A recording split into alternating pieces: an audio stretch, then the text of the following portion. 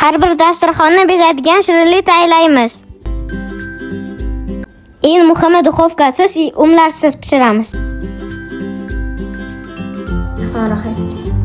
Mazasi esa juda ham shirin va juda ham mazali. Krem qilishni boshlaymiz. Smetanaga shakar upasini solamiz. Shunchaki aralashtiramiz ularni. Alohida idishga 50% qaymoq olamiz va mikser qilishni boshlaymiz. Qaymoq ustida shunaqa shakl paydo bo'lgandan keyin smetanali masamizni ikkiga bo'lib solamiz. Mana shunaqa yumshoq qaymoqli kremimiz tayyor.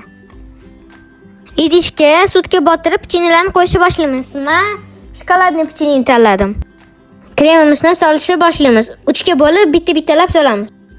Menga 4 qavat yengima saksizli pechenye kerak bo'ldi. Pechenye tortimizni xolodilnikka qo'yamiz. Glazurli krem ustidan qilishni boshlaymiz. 100 gram shakarga 100 gram kakao solamiz. Ustidan 2 qoshiq smetana solib yana aralashtiramiz.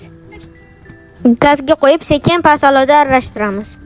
Gazni o'chirib ustiga 60 gram sariyog' qo'yib yuboramiz. Ozgincha qo'llab turamiz, keyin pechenye masamizni ustiga sovuramiz. Ustidan shokolad qo'yganimizdan keyin 3-4 soat qoldirish kerak. Men 1 kunga qoldirdim.